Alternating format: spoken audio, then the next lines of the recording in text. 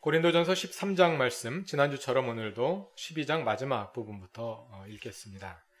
이제 내가 가장 좋은 길을 여러분에게 보여드리겠습니다. 내가 사람의 모든 말과 천사의 말을 할 수 있을지라도 내게 사랑이 없으면 울리는 징이나 요란한 꽹과리가 될 뿐입니다.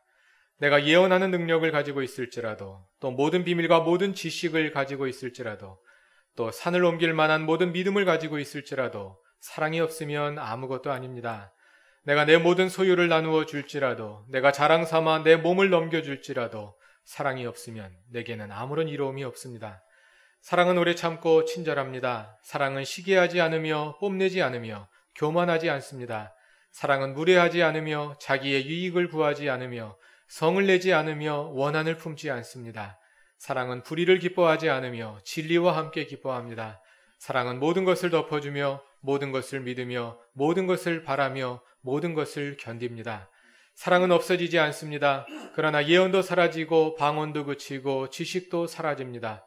우리는 부분적으로 알고 부분적으로 예언합니다. 그러나 온전한 것이 올 때에는 부분적인 것은 사라집니다. 내가 어릴 때에는 말하는 것이 어린아이와 같고 깨닫는 것이 어린아이와 같고 생각하는 것이 어린아이와 같았습니다. 그러나 어른이 되어서는 어린아이의 일을 버렸습니다. 지금은 우리가 거울로 영상을 보듯이 희미하게 보지만은 그때에는 얼굴과 얼굴을 마주하여 볼 것입니다. 지금은 내가 부분밖에 알지 못하지만은 그때에는 하나님께서 나를 아신 것과 같이 내가 온전히 알게 될 것입니다. 그러므로 믿음, 소망, 사랑 이 세 가지는 항상 있을 것인데 그 가운데서 으뜸은 사랑입니다. 아멘. 이것은 하나님의 말씀입니다. 오늘은 지난주에 이어서 고린도전서 13장 말씀을 토대로 사랑에 대해서 배우고자 합니다. 고린도전서에서 사랑은 은사 문제에 대한 해답입니다. 그런데 고린도 교회의 은사 문제의 핵심은 지난주에 확인한 바와 같이 은사를 은사로 받아들이지 못하는 데 있었습니다. 그들은 하나님의 은혜로 거저받은 것, 즉 은사를 자기를 높이는 수단으로 오용했습니다. 그리고 은사를 자기 이익의 도구로 삼았을 때 교회는 무질서에 빠질 수밖에 없었습니다. 은사를 은사로 인식하지 못하는 한, 다시 말해서 하나님께서 우리에게 은혜로 주신 것들을 인식하지 못하는 한 우리는 사랑하기 어렵습니다. 왜냐하면 아가페의 사랑은 은사의 인식으로부터, 즉 하나님께서 우리에게 은혜로 주신 것들을 인식함으로부터 시작되기 때문입니다. 사랑을 말하기에 앞서 은사를 말하는 이유는 사랑이 율법이 아니라 복음이기 때문입니다. 다시 말해서 고린도전서 13장은 우리에게 사랑하라는 율법을 부과하기 위해 기록된 것이 아니라 우리로 하여금 은사를 바로 알게 함으로써 우리가 사랑할 수밖에 없는 존재임을 알게 하려는데 그 목적이 있는 것입니다. 은혜를 알 때 우리 마음속에 감사와 사랑이 우러나고 그 사랑의 원리에 따라 우리의 은사와 재능이 사용될 때 그 은사와 재능이 제 길을 찾고 제 역할을 하게 됩니다. 고린도전서가 말하고자 하는 것은 은사 자체를 평가하거나 그 가운데 어떤 은사가 더 중요하고 어떤 은사는 덜 중요하다고 서열을 매기고자 함이 아닙니다. 본문의 관심사는 우리의 은사를 어떻게 사용하느냐입니다. 다시 말하자면 은사가 나아가야 할 길을 보여주려 하는 것입니다. 고린도전서 13장을 이끌어드리는 12장 마지막 절에서 바울은 그 길이 사랑이라고 말합니다. 이제 내가 가장 좋은 길을 여러분에게 보여드리겠습니다. 사랑은 길입니다. 그리고 사랑이 길입니다. Love is the way. 사랑이 길입니다. 고린도전서 12장에 나열된 제 길을 잃은 다양한 영적 은사들 가운데서 13장은 세 가지 은사에 집중합니다. 그것은 방언과 예언과 지식입니다. 본문 1절을 보시면 내가 사람의 모든 말과 천사의 말을 할 수 있을지라도, 여기서 말로 번역된 헬라어 글로사는 12장에서 방언으로 번역된 단어입니다. 개역개정판으로 읽으면 내가 사람의 방언과 천사의 말을 할지라도 이렇게 번역되어 있죠. 글로사라는 단어가 한 번 나오는데 우리말로 번역하다 보니까 두 번 번역이 됐습니다. 어쨌든 방언이라는 뜻으로 번역된 그 단어입니다. 방언의 은사에 관해서 말하는 것입니다. 또 2절을 보시면 내가 예언하는 능력을 가지고 있을지라도, 또 모든 비밀과 모든 지식을 가지고 있을지라도, 예언과 지식에 관해서 말하고 있죠. 이렇게 1절과 2절은 방언과 예언과 지식이라는 세 가지 은사에 관해서 말하고 있는 것입니다. 8절을 읽어보면 이 세 가지 은사가 다시 반복되는 것을 볼 수 있습니다. 8절은 사랑은 없어지지 않습니다. 그러나 예언도 사라지고 방언도 그치고 지식도 사라집니다. 이처럼 고린도전서 13장은 여러 은사들 중에 방언과 예언과 지식에 집중하고 있는데, 이 세 가지 은사에는 한 가지 공통점이 있습니다. 그것은 이 은사들이 모두 의사소통과 관련된다는 점입니다. 고린도 교회는 은사가 풍부한 교회였습니다. 그 풍부한 은사가 제대로만 사용되었다면 고린도 교회는 의사소통이 잘 되는 교회가 되었을 겁니다. 그러나 그 은사들이 길을 잃은 나머지 고린도 교회는 의사소통이 전혀 안 되어 분열되고 서로 싸우는 교회가 되어버리고 말았습니다. 더 심각한 것은 성령이 관계의 영이자 소통의 영이라는 사실입니다. 한국교회 예배에서 축복문으로 가장 많이 사용되는 고린도후서 13장 13절을 개역개정판으로 읽으면 그렇게 되죠. 주 예수 그리스도의 은혜와 하나님의 사랑과 성령의 교통하심이 너희 무리와 함께 있을지어다. 이렇게 번역되어 있는데요. 이 교통하심은 다른 말로 하면 소통입니다. 성령은 소통의 영입니다. 관계의 영입니다. 그런데 성령의 은사를 받았다는 고린도 교회가, 성령의 은사가 충만하다는 고린도 교회가 의사소통이 꽉 막혀서 분열되어 있었다는 것은 은사가 잘못되어도 한참 잘못되고 있었다는 것을 보여주는 것입니다.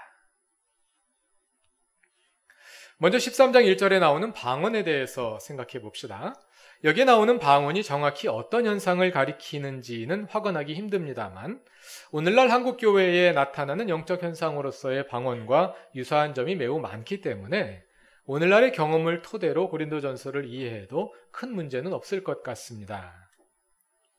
내가 사람의 모든 말과 천사의 말을 할 수 있을지라도, 방언은 말이죠.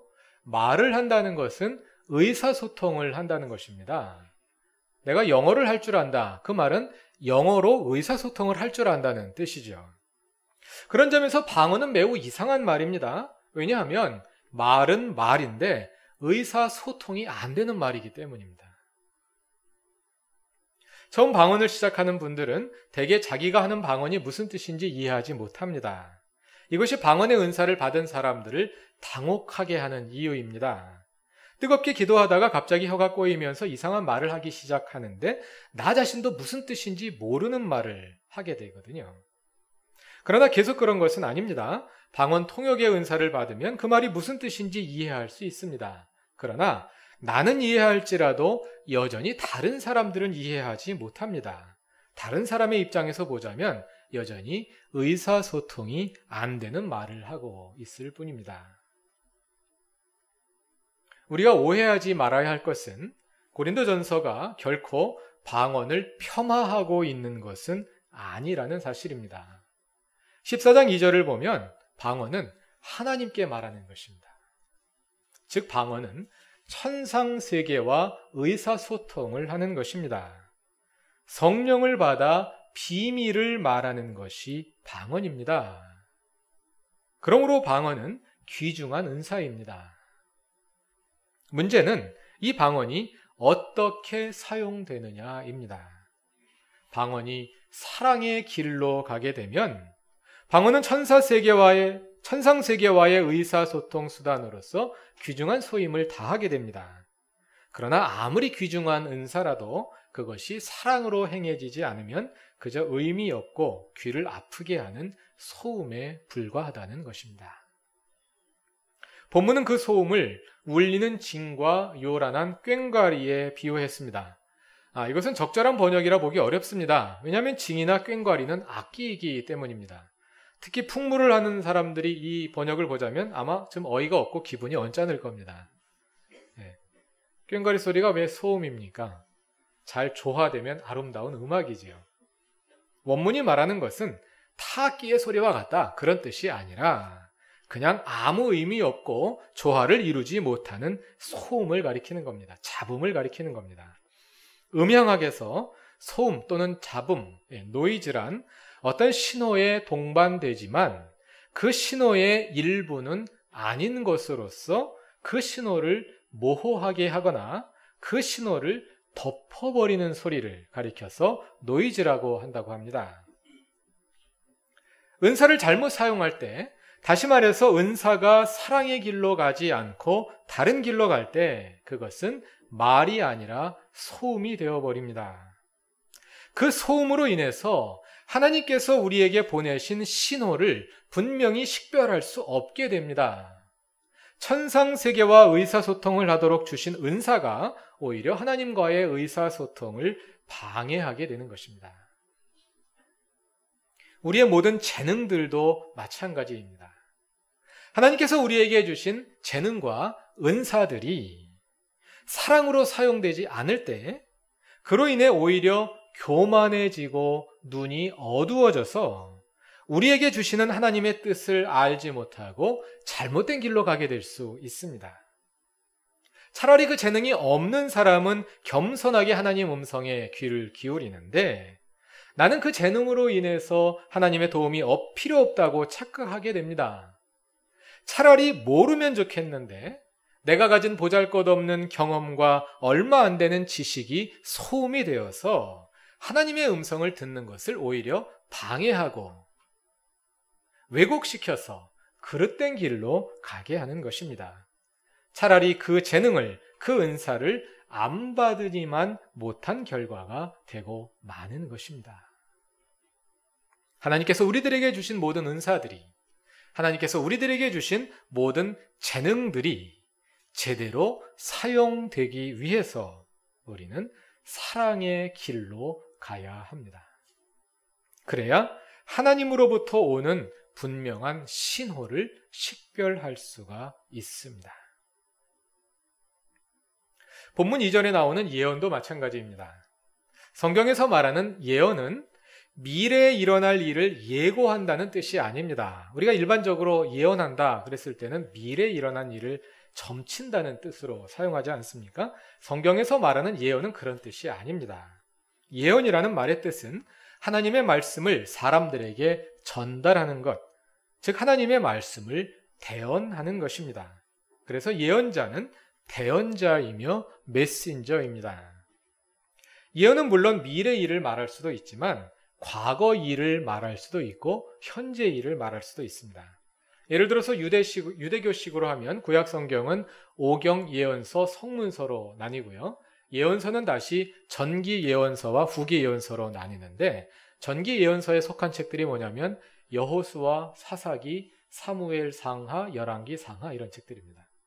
이 책들은 이스라엘의 역사책이죠. 역사책을 가리켜서 유대인들은 예언서라고 부릅니다. 그러니까 예언이 미래 일을 말하는 거라 그러면은 말이 안 맞는 거잖아요. 예언은 무엇이냐? 과거의 역사를 통해서 하나님의 뜻을 전달한다는 겁니다. 과거 일을 통해서도 전달할 수 있고 현재 일을 통해서도 전달할 수 있고 미래 일을 통해서도 전달할 수 있습니다. 그것이 예언입니다. 중요한 것은 시점이 아니라 내용과 기능입니다. 고린도전서 14장 3절을 보면 그 예언의 기능 중 일부를 볼 수가 있는데요. 그것은 덕을 끼치고 위로하고 격려하는 것입니다. 물론 회개를 촉구하고 심판을 경고하는 것도 포함되겠죠. 이러한 일들을 통해서 예언자는 하나님과 청중의 의사소통의 중개자가 되는 것입니다.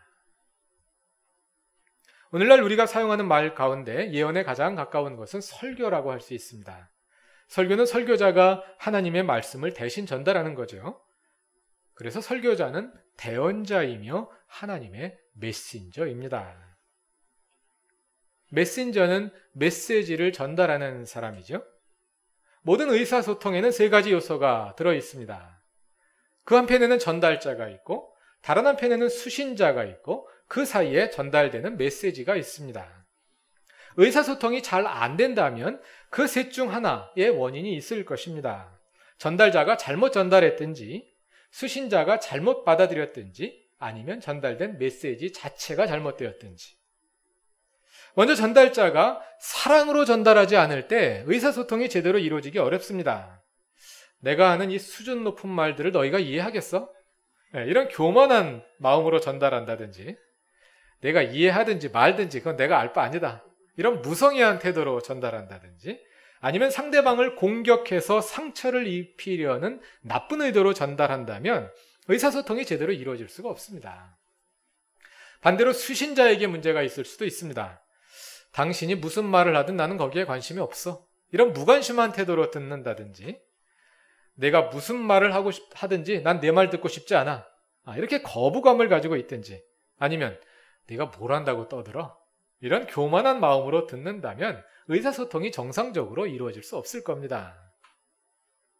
이것은 설교자와 청중 사이에도 일어날 수 있는 문제이고 교회나 사회 공동체의 구성원들 사이에도 일어날 수 있는 문제이고 아내와 남편 사이에서 부모와 자식 사이에서 형제지간에서도 일어날 수 있는 문제입니다. 모든 사람들 사이에 의사소통에 이런 문제가 일어날 수 있습니다. 전달자나 수신자 한편에 문제가 있을 수도 있지만 많은 경우에는 양쪽에 다 문제가 있습니다. 의사소통의 어려움이 계속되다 보면 서로 간의 신뢰가 약해지게 되고 그래서 전달하는 사람도 그 메시지를 받는 사람이 잘 받아줄 것이라고 기대하지 않고 또 메시지를 받는 사람도 전달하는 메시지를 성의 있게 듣지 않고 그러다 보니까 의사소통은 계속해서 어려워지고 관계가 단절되어 가는 것입니다. 그 문제들의 공통점은 사랑이 없다는 것입니다. 사랑으로 소통하지 않으면 소통이 단절되기 쉽습니다. 사랑으로 들으면 안 듣던 소리도 잘 들립니다. 유학 가서 공부하다 보면은요, 내가 똑같은 영어로 말하는데, 그 말을 잘 알아듣는 사람이 있고 못 알아듣는 사람들이 있더라고요. 되게 성격이 좋은 사람들이 잘 알아듣고요. 성질이 더러운 사람들이 못 알아듣습니다. 사랑에 달려있다는 것을 알게 되죠.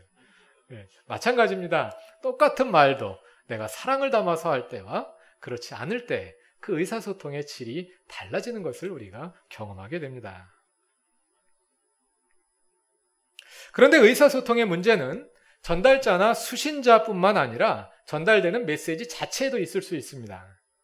그릇된 메시지를 진실된 것처럼 전달한다거나 불완전한 메시지를 완전한 것처럼 전달하게 되면 당연히 의사소통은 실패할 수밖에 없게 되는 것입니다. 방언과 예언과 관련해서 본문 2절에 보면 지식과 비밀이 함께 언급되고 있는데요. 그러한 견지에서 그것도 이해할 수 있습니다. 예언은 하나님의 말씀을 전달하는 것이죠. 다시 말하자면 하나님의 비밀을, 영원한 지식을 사람들에게 전달하는 것이 예언입니다. 그래서 2절에서 예언과 지식, 비밀이 함께 사용되고 있는 것입니다. 고린도 교인들은 스스로 완전한 지식을 가지고 있는 양 자처했던 것 같습니다. 그런데 고린도전서 1장부터 4장을 보면 바로 그 지식으로 인해 고린도 교회가 분열되고 있었습니다. 의사소통이 파괴된 것인데 그 한 가지 이유가 메시지의 문제였습니다. 보잘것없는 지식을 가지고 완전한 지식인 양 서로 자랑하고 있으니 의사소통이 제대로 이루어질 수가 없죠. 불완전한 메시지를 완전한 것인 양 전달하고 또 받았던 것입니다. 오늘 본문인 고린도전서 13장 9절부터 12절에 이 메시지에 대한 우리의 지식에 대한 내용들이 담겨져 있습니다. 한번 같이 읽어보겠습니다. 9절부터 12절입니다. 우리는 부분적으로 알고 부분적으로 예언합니다. 그러나 온전한 것이 올 때에는 부분적인 것은 사라집니다. 내가 어릴 때에는 말하는 것이 어린아이와 같고 깨닫는 것이 어린아이와 같고 생각하는 것이 어린아이와 같았습니다. 그러나 어른이 되어서는 어린아이의 일을 버렸습니다. 지금은 우리가 거울로 영상을 보듯이 희미하게 보지만은 그때에는 얼굴과 얼굴을 마주하여 볼 것입니다. 지금은 내가 부분밖에 알지 못하지만은 그때에는 하나님께서 나를 아신 것과 같이 내가 온전히 알게 될 것입니다. 고린도 교인들이 가지고 있는 지식은 부분적이고 불완전한 것이었습니다. 고린도전서 3장 2절을 보면 바울은 고린도 교인들에게 젖을 먹였을 뿐 단단한 음식을 먹이지 않았다고 말합니다. 왜냐하면 고린도 교인들의 영적인 성숙 상태가 아직 유아적인 상태에 머물러 있었기 때문에 높은 수준의 지식을 말해봤자 못 알아들으니까, 단단한 음식을 줘봤자 못 먹으니까 단단한 음식을 먹이지 않고 그냥 젖을 먹였다는 것입니다. 그들은 신앙적으로 아직 유아의 상태에 있었고, 그래서 본문 12절이 말하는 것처럼 그들이 아는 지식도 유아적 지식에 불과했습니다. 대단한 지식 같지만 어른이 되고 나면 아무 가치가 없게 되어버리는 유치한 지식입니다. 아이들이 대화를 합니다. 뭘 새로 발견해서 놀랍은 걸 발견한 것처럼 막 대화를 나눕니다. 어른들이 옆에서 보면 웃기는 이야기지요. 어른이 되고 나면 아무 가치가 없는 지식들입니다. 그런데 아이들은 그것이 대단한 지식인 것처럼 놀라서 이야기를 나누지 않습니까? 고린도 교인들이 가지고 있었던 지식은 그러한 지식이었다는 겁니다. 또 본문 13절은 그들이 가지고 있었던 지식, 또 우리 모두가 가지고 있는 지식은 거울로 보는 것 같이 희미한 지식이다. 이렇게 말합니다. 여기서 희미하다로 번역된 아니그마티라는 말은 단순히 선명도가 떨어지는, 해상도가 떨어지는 흐릿한 영상이라는 뜻이 아니라 거울에 반사된 간접적인 이미지라는 뜻입니다. 산을 직접 보는 것이 아니라 호수에 비쳐있는 산을 보는 겁니다.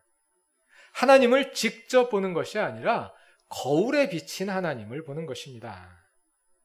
즉 우리는 하나님을 직접 대면하여 보는 것이 아니라 하나님의 간접적인 영상을, 하나님의 그림자를, 하나님의 그림을 보고 있는 것에 불과하다는 것입니다. 뭘 안다고 생각하지 말라는 겁니다. 우리가 알고 있는 하나님에 관한 모든 사실들은 거울에 반사된 모습, 물에 비친 모습에 불과하기 때문입니다. 그러나 종말의 천국에 가면 얼굴과 얼굴을 마주 대하여 하나님을 직접 대면하게 될 것이고, 그래서 비로소 하나님을 온전하게 알게 될 것입니다. 또 12절에서 부분밖에 알지 못한다고 할 때 부분으로 번역된 헬라어 메로스는 우리가 그리스도의 몸의 지체라고 할 때 지체로 번역된 것과 같은 말입니다. 따라서 이 말은 우리의 부분적인 지식들이 결합되어서 하나를 이룰 때 하나님에 대한 더 온전한 알므로 접근해 갈 수 있다는 뜻으로도 읽을 수 있습니다. 우리가 사랑으로 소통할 때 내가 아는 것은 상대방이 아는 것을 통해서만 온전해질 수 있음을 인식하고 겸손한 태도로 전달하며, 나의 부족함을 상대방을 통해 채우려는 열린 마음으로 다른 사람의 말을 받아들일 때 우리가 더 온전한 알므로 나아갈 수 있게 되는 것입니다. 금년 우리 교회가 추구하는 그루터기다움의 회복도 사랑의 길에서 이루어지는 소통의 회복을 통해 가속화되고 심화될 것입니다. 원활한 혈액순환을 통해 건강한 몸이 유지되듯이 우리 공동체의 성령의 사귐을 통한 온전한 소통이 일어날 때, 그리고 예배와 말씀을 통해 하나님과 우리 사이에 진정한 소통이 일어날 때 그루터기다움이 회복되고 또 그리스도의 몸을 이루어 우리가 더욱 교회다운 교회로 변화되고 성숙되어 갈 것입니다. 무엇보다 소통을 잘하는 교회가 됩시다. 고린도전서 13장을 다음 주에 한 번 더 읽어야 될 것 같습니다. 다음 주일에는 4절 이하의 말씀을 중심으로 사랑의 본질과 영원성에 대해서 살펴보겠습니다. 다 같이 기도드리겠습니다. 사랑의 하나님, 우리 가운데 사랑의 소통을 통한 진정한 성령의 사귐이 있기를 원합니다. 하나님과 소통함으로 온전한 삶에 다가가게 하시고 성도들 간의 소통으로 우리의 부족함을 채우게 하시고 가족들 간의 소통으로 건강한 가정을 이루게 하옵소서. 잘 통하는 사람이 되게 하시고 잘 통하는 공동체가 되게 하옵소서. 무엇보다도 사랑으로 소통하며 사랑으로 한 몸 되게 하옵소서. 예수님의 이름으로 기도드립니다. 아멘.